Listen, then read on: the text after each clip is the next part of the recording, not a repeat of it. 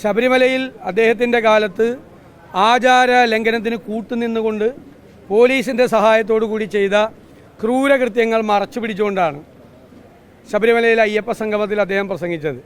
ഇപ്പോൾ ഭക്തിയുടെ പരിവേഷമായി ശ്രീ പിണറായി വിജയൻ മാറിയിരിക്കുകയാണ്. കഴിഞ്ഞ 9.5 കൊല്ലമായി ശബരിമലയിൽ ഒരു വികസന പ്രവർത്തനവും നടത്താൻ തയ്യാറാകാത്ത സർക്കാർ ഇപ്പം മാസ്റ്റർ പ്ലാനും വന്ന് തെരഞ്ഞെടുപ്പിൻ്റെ സായാഹ്നത്തിൽ ജനങ്ങളെ കബളിപ്പിക്കാൻ വേണ്ടി ഇറങ്ങിയിരിക്കുകയാണ്. ഞങ്ങൾ ഉയർത്തിയിരിക്കുന്ന ചോദ്യങ്ങൾക്കൊന്നും മറുപടിയില്ല. സുപ്രീം കോടതിയിലെ സത്യവാങ്മൂലം പിൻവലിക്കുമോ? കേസുകൾ പിൻവലിക്കുമോ? എന്തിനാണ് ഈ തെരഞ്ഞെടുപ്പിൻ്റെ സായാഹ്നത്തിൽ മാസ്റ്റർ പ്ലാനുമായിട്ട് ഇറങ്ങിയിരിക്കുന്നത്? ഇപ്പോൾ ഭക്തജനങ്ങളെ കബളിപ്പിക്കുന്നതിന് വേണ്ടിയിട്ടാണ്. അവർക്കറിയാം എന്താണ് ശബരിമലയിൽ പിണറായി ഭരണകൂടം ചെയ്തത് എന്ന്.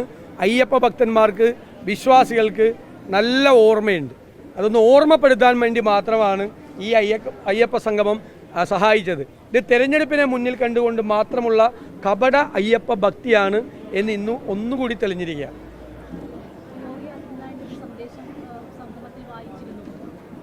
അല്ല, ഇത് എല്ലാവരും കൂട്ടിയേർന്നുകൊണ്ടാണല്ലോ. ഇത് വർഗീയവാദികൾക്ക് സ്പേസ് ഉണ്ടാക്കി കൊടുക്കാൻ, ഇടമുണ്ടാക്കി കൊടുക്കാൻ വേണ്ടി ഗവൺമെൻറ് ചെയ്ത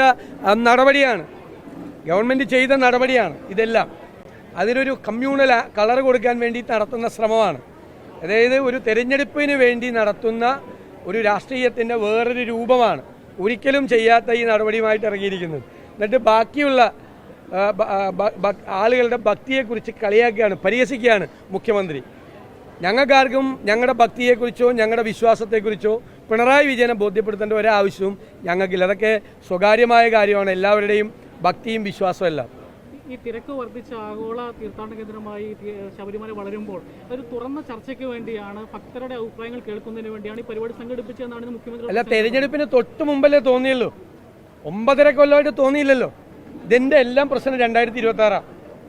ഈ 9.5 വർഷമായിട്ട് ശബരിമലയിൽ മാസ്റ്റർ പ്ലാൻ നടപ്പാക്കണം.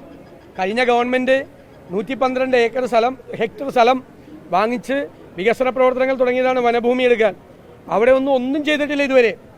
ശബരിമലയിലേക്ക് എല്ലാ വർഷവും കൊടുക്കേണ്ട 82 ലക്ഷം രൂപ പോലും 3 വർഷമായിട്ട് കൊടുക്കാത്ത സർക്കാരാണ്. ഈ 9 വർഷവും നടത്തിയ വികസന പ്രവർത്തനങ്ങൾ എണ്ണി പറഞ്ഞതിന് ശേഷമാണ് ഒരു വികസന പ്രവർത്തനം അവിടെ നടത്തിയില്ല എന്ന് നമുക്കെല്ലാം വ്യക്തമാണ്.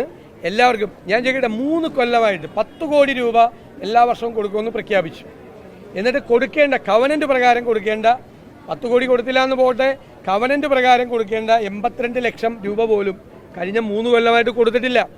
ശബരിമലയിലെ സാനിറ്റേഷൻ സൊസൈറ്റിയുടെ 50% ദേവസ്വം ബോർഡും 50% സർക്കാരാണ്. കൊടുത്തിട്ടില്ല. ദേവസ്വം ബോർഡിനെ കൊണ്ട് മുഴുവൻ പൈസ ചെലവാക്കിച്ച് ഇത്രയും നാൾ. മാത്രമല്ല, അയ്യപ്പ സംഗമത്തിന് ബോർഡ് വെച്ചിരിക്കുകയാണ് തിരുവനന്തപുരം സിറ്റിയിൽ. അയ്യപ്പനില്ല, പിണറായി വിജയനും വാസവനും മാത്രമേ ഉള്ളൂ. ദേവസ്വം ബോർഡ് പ്രസിഡന്റ് പോലും ഇല്ല.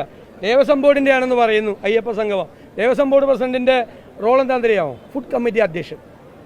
ഇതാണ് വെറുതെ ആളുകളെ പരിഹസിക്കാൻ വേണ്ടി നടക്കുന്ന ഈ കാപട്യം ജനങ്ങൾ തിരിച്ചറിയുക തന്നെ ചെയ്യും.